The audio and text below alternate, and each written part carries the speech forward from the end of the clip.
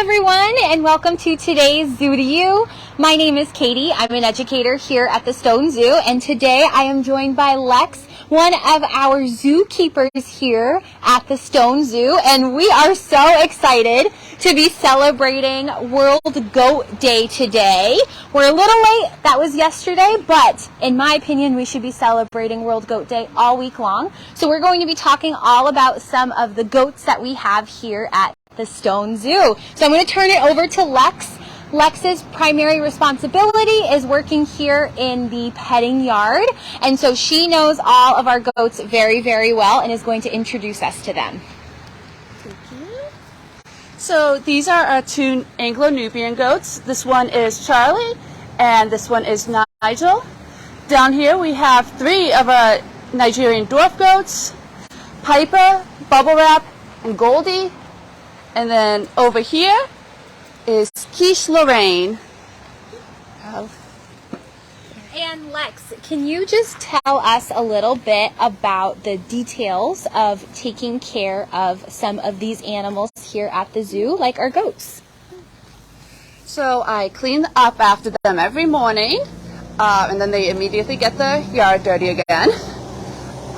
So these goats primarily eat hay. But goats can actually eat anything. One of my favorite facts is they can eat poison ivy. They also love the leaves from this ash tree, but hay is the primary, healthiest food for them. I check their waters. I make sure everyone's healthy and happy and there's no sign of any distress. And when people actually come into the petting yard, I make sure they're not, antagonizing the goats in any way. I make sure the goats are happy. I let people know that they do that a lot. I let people know that the corral is the safe zone, basically, where they go when they don't want to be patted anymore. But mostly, if there's a lot of hay like this, they're happy to be patted. And we talk a lot about enrichment here at the zoo. Can you tell us what types of enrichment the goats enjoy? Food is the number one. I think that's the same with any animal. But I consider patting and human interaction a form of enrichment as well. These guys, the two Anglo-Nubians, they love people. The four Nigerian dwarf goats are a little more shy, but just doing a lot better than when they first came down. The food definitely helps. But just human interaction and food are the two primary enrichments. And lastly, can you just explain what this big red thing is in the middle of this contact yard? So this is a hay rack. It basically holds all the hay for them so it's not on the ground. It's big enough so they can, they're not fighting over it, although they all tend to stay on one side of it. And yeah, it just makes it easier for them to eat. And it also kind of slows it down a little, except these two have figured out that they can get on the food from up top. But yeah. Awesome. Well, thank you so much, Lex.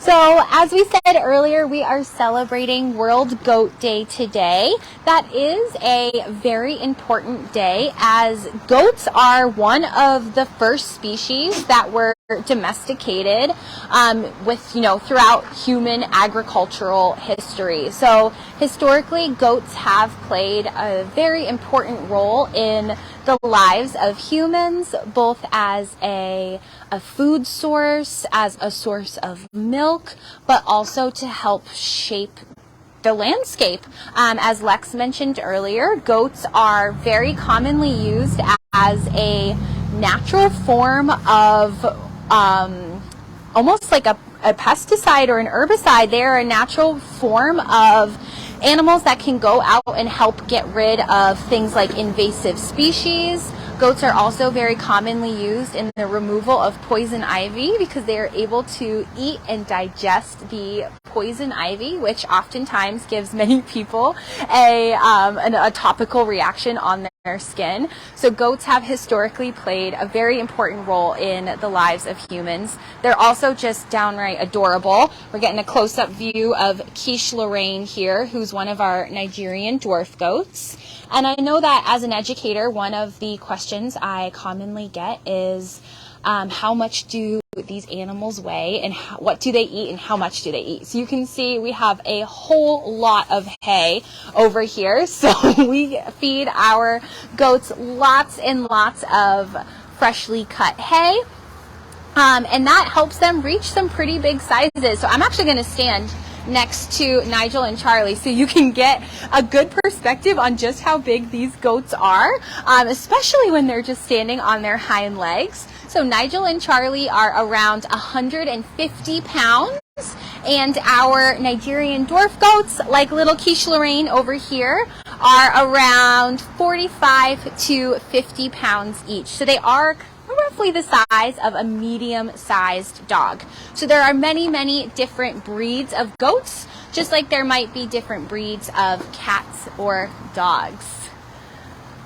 So we want to thank you all so much for tuning in today for World Goat Day. Please come and stop by the Stone Zoo and say hello to all of our goatily awesome friends here in person. Thanks for tuning in. Bye.